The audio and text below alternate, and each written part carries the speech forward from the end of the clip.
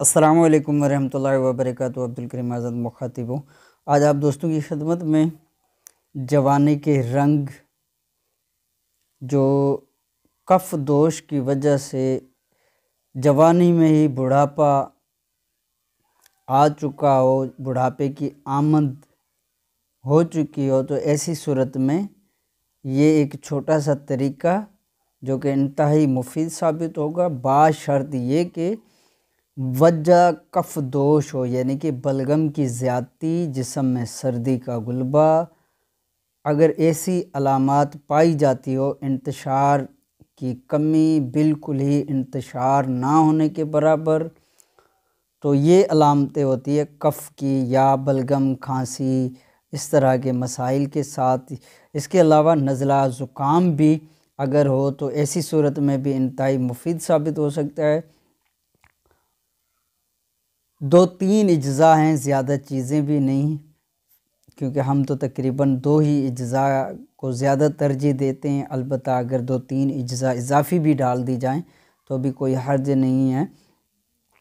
لونگ لینے پھول والے، یہ جو اوپر اس کا پھول ہے یہ ثابت، یعنی کہ پھول سمیت 2 عدد لونگ اور حسب ضرورت کیسر یعنی کہ زعفران لینی ہے۔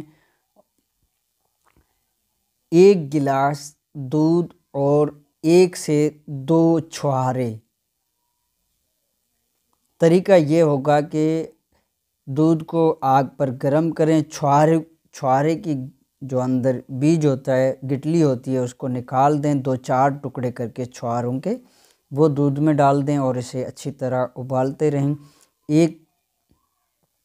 1-2 جوش آنے پر اس میں آپ زعفران ڈال دیں، یعنی کہ کیسر ڈال دیں اور اسے پکاتے رہیں یہاں تک کہ تقریباً آدھے سے تھوڑا زیادہ دودھ باقی بچے، تو کم و بیش 7-8-6-7 ابال آ جائیں اچھے اس میں، تو اس طرح دودھ کو ابال لیں۔ جب اتارنے لگیں تو لونگ 2 عدد لونگ ڈالنے، زیادہ نہیں، پھول والے لونگ 2 عدد ڈال دینے، جس کے اوپر پھول ہو تو وہ صرف 2 لونگ آپ نے ڈال دینے اور 1 جوش پھر دینا ہے۔ لونگ ڈالنے کے بعد صرف 1 جوش دینا ہے دودھ کو، جو ہی 1 جوش مکمل ہو تو فوراً نیچے اتار لیں۔ اس میں شہد وغیرہ یا میٹھا حسب ضرورت ڈال سکتے ہیں، کوئی حرج نہیں۔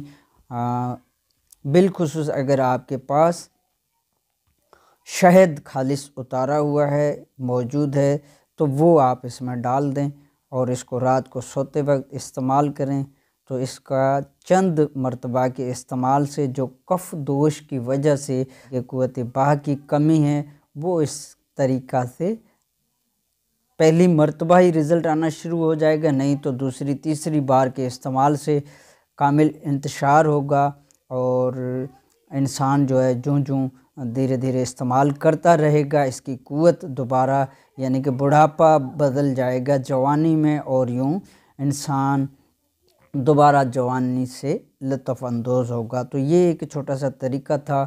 اسی طرح اگر چھوٹا سا ٹکڑا اس میں دار چینی کا اضافی ڈال سکتے ہیں، 1 چمچ اس میں آپ اضافی طور پہ اگر ڈالنا چاہیں تو 1 چمچ آپ اس میں زیتون کے تیل کا بھی ڈال سکتے ہیں، ورنہ ضرورت نہیں ہے۔ یہ 3 چیزیں اس میں کافی ہے، یعنی کہ لونگ اور زعفران یعنی کیسر اور چھوہارے، دودھ، شہد، بس یہ چیزیں ہی کافی ہیں، مزید کسی چیز کی ضرورت نہیں ہے، تو یہ استعمال کیا جائے۔ اگر نزلہ زکام نے تنگ کیا ہوا ہے تو یہی 2 چیزیں یعنی کہ زعفران اور لونگ، اگر زعفران بھی نہیں ہے تو کوئی حرج نہیں، اس جگہ پہ دار چینی استعمال کیجئے، 2 دانے لونگ کے اور چھوٹا سا دار چینی کا ٹکڑا پانی میں 1-2-3 جوش دے کر ابال کر، اور اسے میٹھا کر کے حسب ضرورت گڑ شامل کر لیں یا شہد شامل کر لیں، تو اسے رات کو سوتے وقت استعمال کریں تو نزلہ زکام جیسے ابھی موسم چل رہا ہے